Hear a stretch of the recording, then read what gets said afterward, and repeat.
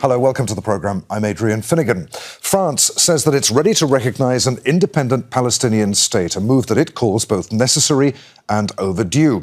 The announcement comes at a time of growing international outrage against Israel's war on Gaza, with human rights groups and legal experts accusing Israel of committing genocide. Several European countries, including Spain, Ireland and Norway, have already recognised Palestinian statehood, and pressure is mounting on the United Kingdom to do the same. But would any recognition lead to change on the ground? Is it a genuine diplomatic shift or a symbolic gesture aimed at calming growing public anger? And how will France navigate any backlash from Israel and the US?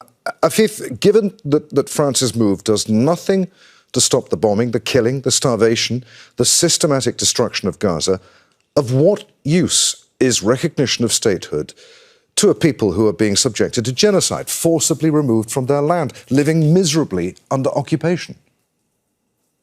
Well, I believe it's what Macron will be doing in September in the General Assembly is now a symbolic gesture long overdue. But I believe it can be much more than that if it is accompanied by a lucid analysis of the situation and coupled with statesmanship, determination and perseverance. I believe that showing what should be the finality of any diplomatic endeavor in the future, meaning a two-state solution, meaning the creation of a Palestinian state, is something very laudable. I believe that in the past, the flaw and the shortcoming was that what was adopted was a step-by-step approach towards nowhere. Now, with recognition by 148 countries, many more will be following, it signals that this is the finality that the international community would like to see happen in the Middle East. I believe that since it's the French president who's taking that initiative, his advisors will be well advised to remind him of what General de Gaulle, President de Gaulle, after the 1967 war, made as an initiative, which unfortunately did not take off the ground. It was called then La Concertation à Quatre. De Gaulle in 1967, after the 1967 war, believed that the four major powers, China was not yet in the Security Council,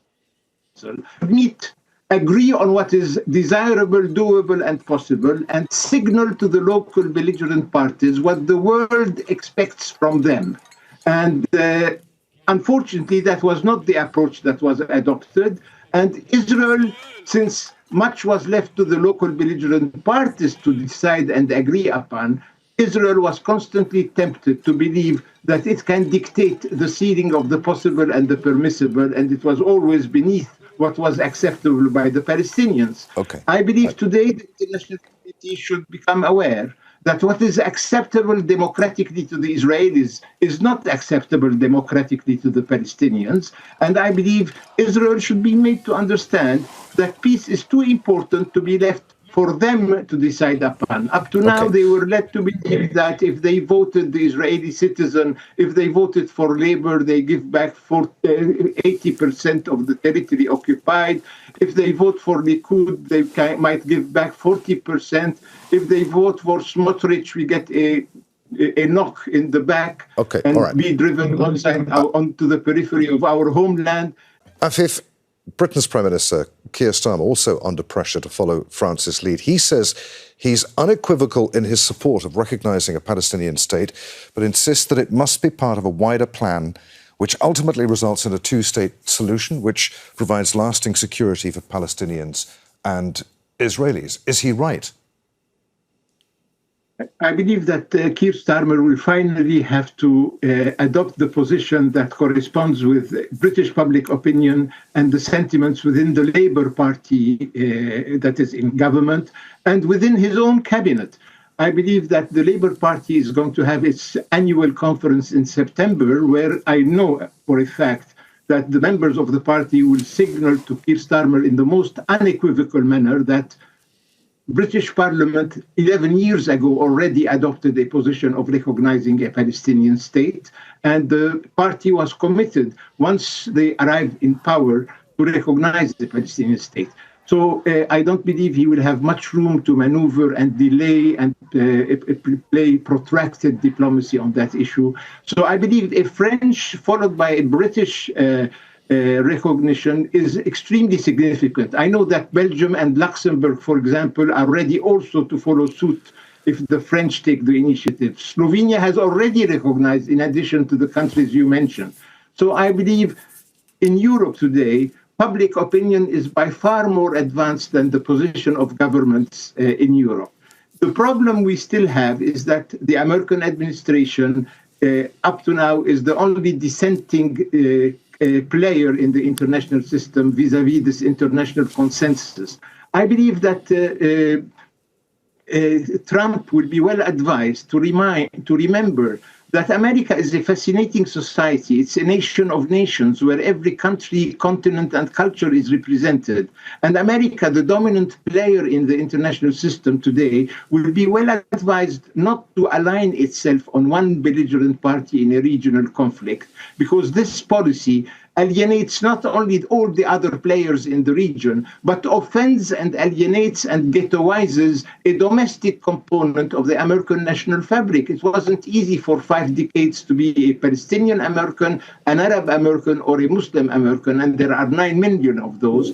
And I think Trump will be aware, should be aware of the changing mood within American public opinion, including within Republican ranks, who are not happy to see American foreign policy in the Middle East to be a subcontract in the Israeli strategy. We'll come back. See increasingly Netanyahu as a pyromaniac who has to be checked. We'll come back to Trump. Can do that. We'll come back to Trump and his reaction in just a few moments. But Afif, Israel argues that French recognition of Palestine will encourage Hamas to hold a harder line in ceasefire negotiations. France, though, insists that announcement, which also called for the demilitarization of Hamas, was not about rewarding Hamas, but rather proving it wrong.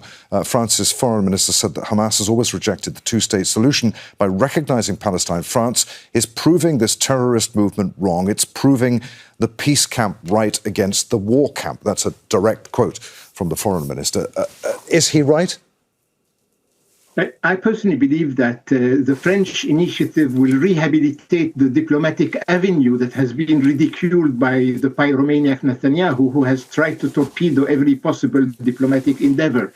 On the contrary, it is a response to the expectation of the Palestinian people in their majority, who support a negotiated approach, who have supported the Oslo process in 1993, and have been disillusioned.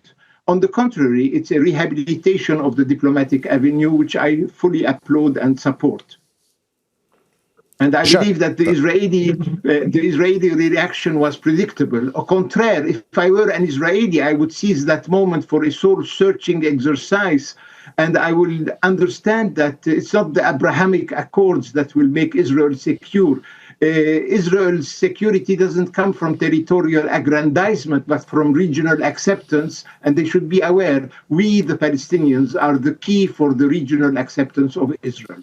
And we have been unreasonably reasonable, and I believe the international community should be aware that we have been unreasonably reasonable. We have aligned ourselves on the preference of the international consensus, which is the two-state solution. Unfortunately, the previous peace process allowed Israel not to withdraw from occupied territories, but to expand its occupation through the elastic growth of settlements. From now on, we need statesmanship from the international community, and I believe France is a country that is fully equipped to play a major role. There is frustration of Europe, who have been delegated for 30 years to be payers and not players. There is frustration, and the French initiative offers an opportunity for Europe again to become a key player in the international system.